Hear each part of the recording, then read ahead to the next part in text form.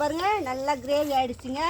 கடைசியாக வந்து தேங்காய், கடலை, கசகசா 3 அரைச்சி வச்சுருக்கேன். இப்போ பாருங்கள், இதாக கூட சேர்க்கணும்.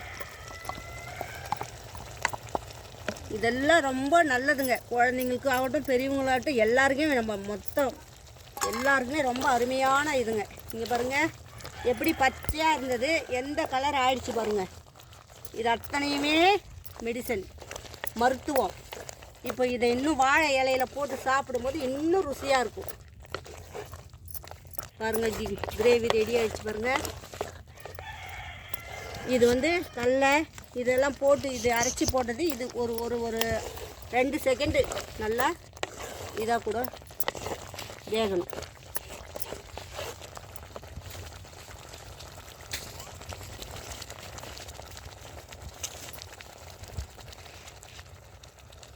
கொத்தமல்லி கொஞ்சம்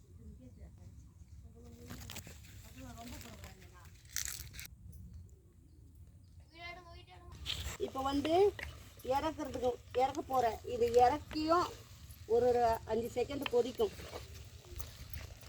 இதில் இறக்கிறதுக்கு முன்னாடி இந்த கொத்தமல்லி, கருவேப்பிலை இதில் போட்டு அப்படியே தொழவி இறக்கிட வேண்டியது தான்.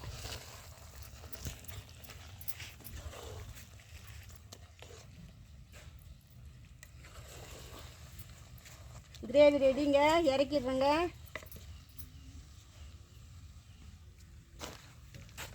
இங்கே பாருங்கள், இறக்கி வச்சியும் நல்லா கொதிக்குது பாரு, எப்படி முட்டை விட்டுக்கு.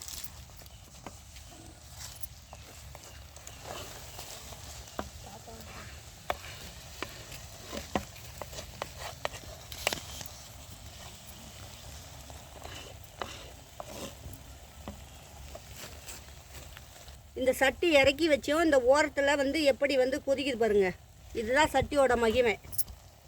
சமையலை வந்து மண்பாண்டங்களை செய்து தான் ரொம்ப சிறந்தது, ரொம்ப ஆரோக்கியமும் கூட. எல்லாம் இப்போ கேஸில் செய்து பால் மாறுறீங்க, கேஸில் வச்சு நல்லா செய்யலாம்.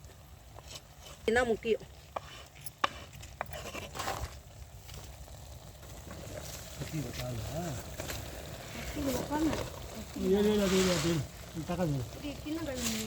தக்காளி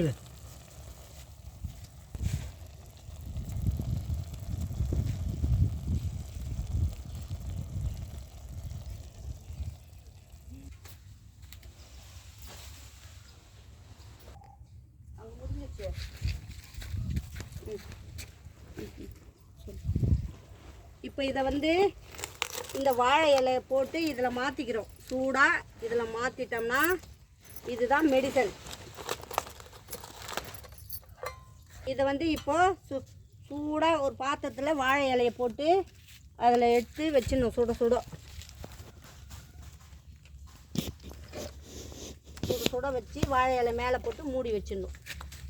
இந்த வாழை இலையெல்லாம் நல்லா இந்த சூட்லேயே வெந்துடும். இதுவே ஒரு சிறந்த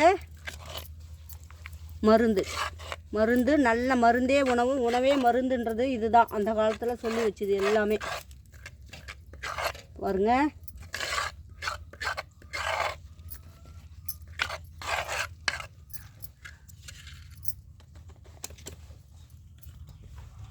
இது வந்துங்க இட்லிக்கு, தோசைக்கு, சப்பாத்திக்கு, சாதத்துக்கு எல்லாத்துக்குமே சாப்பிட்டா அருமையாக இருக்கும். இது வந்து இதுக்கு தான் சாப்பிடணும் இது அப்படின்னு கிடையாது. இது ரசத்துக்கு தொட்டுக்கு சாப்பிட்டாலும் அருமையாக இருக்கும். சப்பாத்திக்கு ரொம்ப அருமையாக இருக்கும். இட்லி, தோசைக்கு செம்மையாக இருக்கும். இப்படி போட்டு மூடி வச்சிடணுங்க.